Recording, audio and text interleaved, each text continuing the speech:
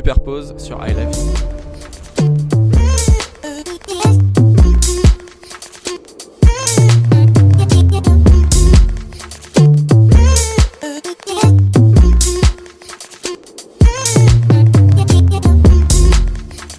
Salut Gabriel, comment tu vas? Ça va et toi?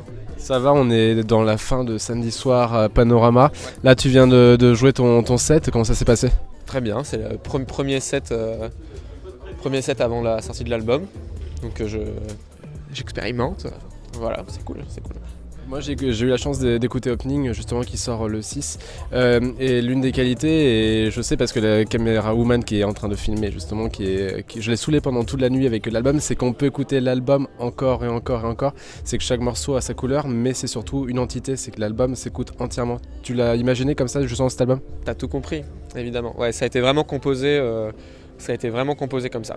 J'ai pas fait du morceau par morceau, enfin si j'ai fait morceau par morceau, mais j'ai vraiment fait le choix de faire un album et j'ai pris cette décision là et j'ai commencé en me disant je vais faire une ouverture, le opening, et voilà, je l'ai réfléchi comme tel, complètement.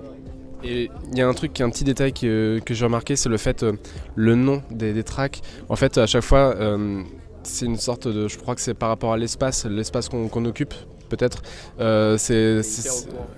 je me suis renseigné et j'ai vu justement que le nom des tracks à chaque fois ça représente quelque chose, c'était vraiment important cette notion de l'espace. Ouais, complètement. C'était ce qui a été recherché dans les enchaînements harmoniques, dans les grilles mélodiques et tout, c'est l'ampleur, l'espace, ouais. Quelque chose dont j'avais besoin, je pense, au moment où je l'ai fait. Et t'as voulu t'éloigner justement du beatmaking traditionnel pour aller vers la musique contemporaine et plus acoustique aussi? J'ai pas voulu m'éloigner, en fait j'ai pas fait cet album en opposition à ce que je faisais avant. Pas du tout, parce que moi je vois un vrai lien entre mes EP et ça. C'est pas la même musique évidemment, mais je fais vraiment j'ai une logique, un truc qui fait le lien entre tout ça. Après oui, c'est autre chose. Mais c'est pas en opposition quoi. Je me suis pas dit j'arrête de faire du beatmaking. Pas du tout, j'écoute encore de la musique comme ça et tout, mais c'est autre chose.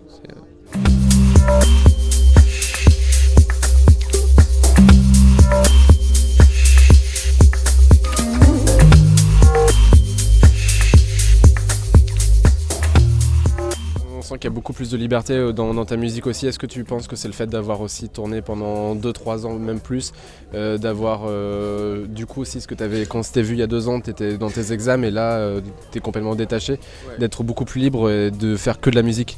Je pense complètement. Ça m'a, ouais, ça a tout changé. Mais c'est surtout je pense cette tournée à l'étranger qui m'a beaucoup ouvert. Je suis allé en Amérique puis en Asie surtout pendant 3 semaines tout seul. C'est passé des choses là-bas. Enfin non, mais dans ma tête, tu vois. Et je pense que c'est aussi le fait de grandir tout simplement. C'est que quand j'ai commencé, t'as cette espèce de besoin même si je l'analysais pas vraiment, mais tu vois, de chercher à appartenir à une espèce de mouvance, t'as besoin de te retrouver dans des codes que tu connais. Et là, j'ai juste fait de la musique, quoi. J'ai juste composé un disque comme j'avais envie de le faire, sans penser c'est quel style, qu'est-ce que je suis en train de faire, quoi. J'ai juste fait de la musique qui me touchait, ce que j'avais envie de faire au moment où je l'ai fait, et voilà. Il y a un an, on était justement à Panorama avec Théo, ouais, et on parlait du fait que tu avais fait le morceau Islande où lui il était allé et que il y avait le Japon aussi, ouais, et il nous avait dit justement que le Japon, toi t'avais marqué, justement je crois que c'est un des voyages, tu parlais il y a 2 secondes d'une tournée, le Japon t'a vraiment marqué? Complètement. Ça t'a marqué? Ça a été, en fait c'était au milieu de la tournée en Asie et c'était fou parce que je m'attendais à rien, j'avais rien préparé sur ce voyage là et je connaissais pas et j'ai juste pris une claque là-bas, quoi. Voilà, tout simplement, c'était trop fort en émotion. Okay. Pour revenir à la notion de l'espace, je pense que c'est pas innocent par exemple que tu conclues l'album avec Home is where I am. Est-ce que tu as l'impression que ce morceau c'est l'illustration parfaite de l'album? Je pense que l'album est l'illustration de l'album. Enfin, c'est tout simple vraiment. Et justement c'est l'intérêt de cet album, c'est qu'il n'y a pas un morceau qui le représente. Il est construit avec un vrai début qui s'appelle Opening et une conclusion qui est Home is where I am, et qui est un sentiment que j'ai eu toutes ces derniers mois, ces dernières années. Voilà, mais ça reste un ensemble. C'est pas ce morceau qui, mais il n'est pas à la fin innocemment. C'est la fin de l'album. C'est les réponses aux questions.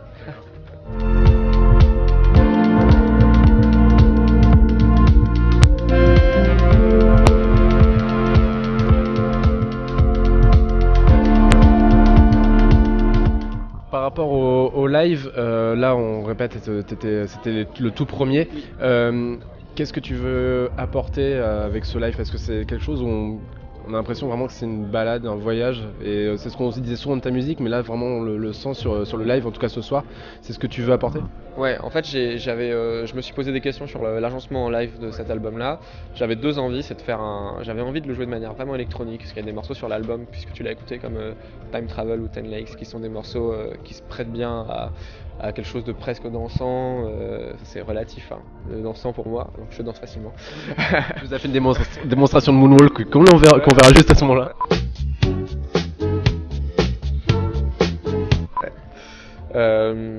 Donc ça m'a toujours donné envie ça m'a donné envie de le jouer de manière électronique. Et après, j'ai quand même aussi cette volonté de le jouer de manière semi-acoustique. Pour l'instant, j'y suis pas du tout. C'est pas ce que je fais là, mais c'est quelque chose que j'aimerais développer.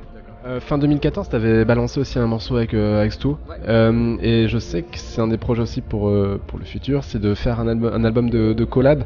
Je sais que tu peux pas trop nous en dire, mais qu'est-ce que tu peux en dire? Ah, pas trop. Non, j'ai plusieurs projets de collaboration qui sont lancés.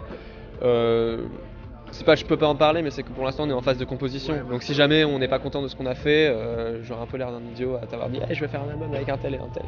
Donc voilà, mais pour l'instant je travaille avec des gens dans un registre encore différent de ce que j'ai sorti jusqu'à présent. Voilà, mais c'est un truc qui me tient toujours à cœur de collaborer. Ouais.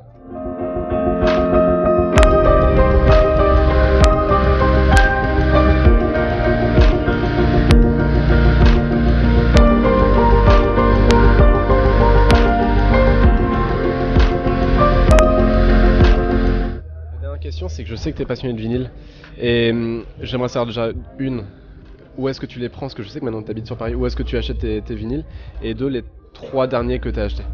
Alors comme j'étais en phase, donc j'achète beaucoup sur internet, j'achète sur HHV, voilà. On fait de la pub. Sinon, j'ai pas acheté de vinyle depuis longtemps parce que j'étais en phase de déménagement justement, vu que c'est un peu ça aussi le home is where I am.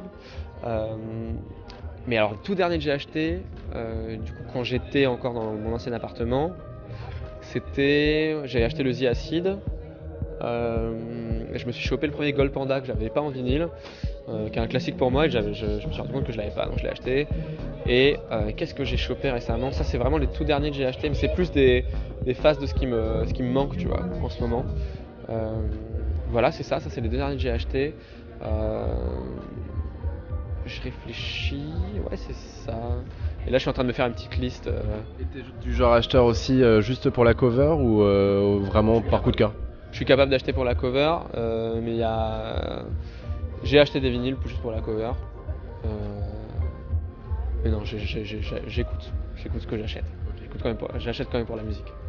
Quand on s'était vu, on avait fait le défi à la View. Bon, je sais plus qui tu m'avais balancé, peut-être que tu t'en rappelles. Donc on s'en rappelle plus, autant le refaire. Tu te rappelles ce que c'est? Redis-moi, c'est faute un truc de collaboration, c'est ça? Tu me balances qui je dois interviewer dans les 6 prochains mois, si je réussis, tu refais ce que tu veux à les lecteurs, sinon je te dois un resto. Ouais. Et à Théo parce que j'ai loupé aussi. Ah ouais. Donc je te laisse choisir. Qui tu dois interviewer? Tu dois interviewer Michel Sardou. D'accord. Très bien. Un message à lui passer? Yo. D'accord. Et on rappelle que tu as toute sa collection vinyle. Exactement, ouais. Fan. C'est essentiel. Ouais, c'est essentiel, un classique. Merci beaucoup en tout cas pour l'interview. Merci à toi.